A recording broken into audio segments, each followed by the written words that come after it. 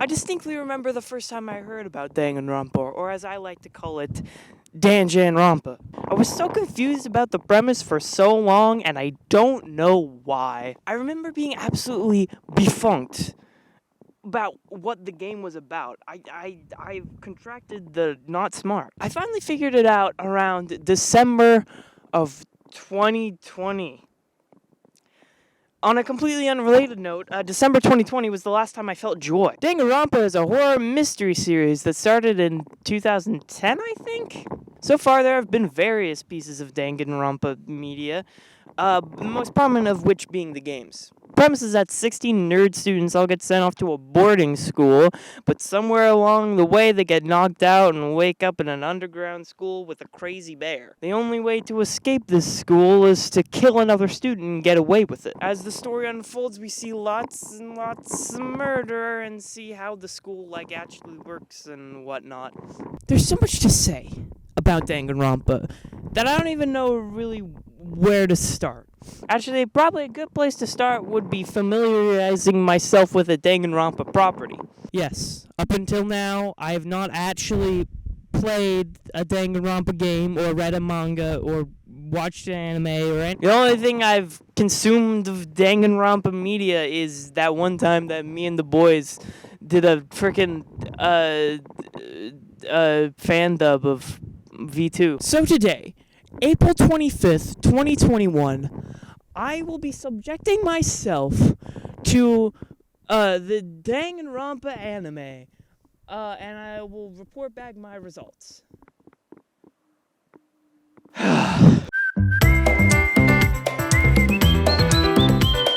Okay, it is now May 25th of 2021.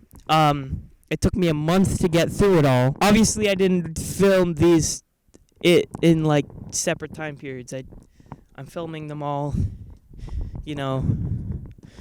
right now. First of all, I should say that Danganronpa is by no means the worst piece of media I've ever consumed. In fact, I think there's some things I actually like about it. So, in interest of fairness, I'm gonna get all of the things I like about it out of the way right now. So anybody that doesn't want to hear me moan about it can just stop watching after I say all the good things I have to say. First of all, the general story and pacing is actually pretty interesting. There are also two characters I consider to be fine. Monokuma and this guy. I forget his name. I think it's Byakuya or something. I don't know. In Monokuma's case, I felt like he was the only character that warranted, crazy dialogue and, a crazy voice and stuff. I mean, he's a freaking crazy despair bear. I felt like it worked in his case. I was perfectly fine with his insane dialogue and his crazy voice and, everything. I thought it worked for him. And in terms of this guy, I feel like he's the only character with realistic enough motivations and character traits. I don't love his character writing, but he's alright. Okay, is there anything else I liked? These characters are incredibly attractive. Okay, -10!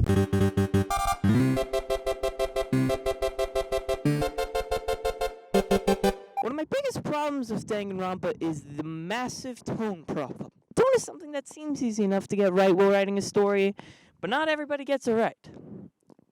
Danganronpa doesn't get it right. There are two very conflicting tones at play here. First is the super serious horror, murder, everyone's gonna die tone, and then the characters. Every single one of these characters is completely over the top, yet completely one-dimensional. They all have crazy character designs, way too over-the-top voice acting, insufferable dialogue, the works. This clashes so hard with the actual, serious murder story we have going on. It's just, they don't mesh. I'm not saying it had to be totally serious all the time, or that it had to be totally over the top all the time. I just like things to be consistent. There are also interesting ways you can contrast tones in a story. For example, there's this really engaging part of season 3 of Stranger Things where we have two characters being chased by two mind-controlled zombie newspaper writers. It makes sense in context. But at the same time, we have two other characters going on a completely cutesy little date. These tones clash so hard that it actually turns into something a little bit engaging and interesting. You can do stuff like that. You can have contrasting tones to make each tone more distinct from each other.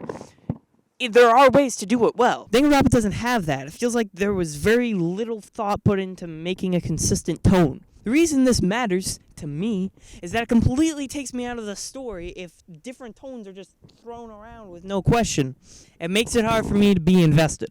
Speaking of the over-the-top characters, frickin' flies. Speaking of the over-the-top characters, what a bunch of jokers. Every single character here is flat, even the ones that I think are alright. Every bit of dialogue is insufferable, and every single character uses one of three moods. First is them just chilling, exercising the one or two character traits that they give them. The second is them being in complete shock because of something that just happened in the story, bonus points if they cry. And finally, them just being completely crazy. That is the only three different, moods that you're ever gonna get out of any of these characters.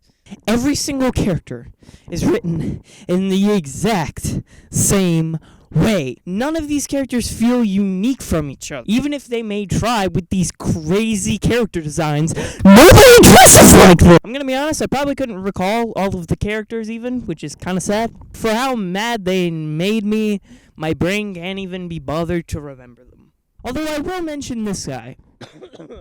Inflation Kink, and how much I hate him. This man is a demon. It's like he was specifically created to annoy me. Every time I close my eyes, I see his face. He haunts me. What even was the goal here?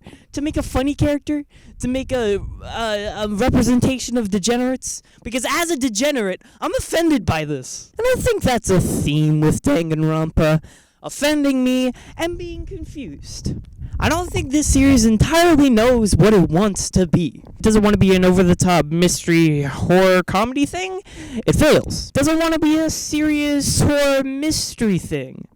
It fails. Danganronpa has a lot of good ideas, but it falls flat on the execution. Get it? Anyway, I'm gonna wrap this up. I give it Dang It Grandpa a 3 out of 10. Needs more boobs.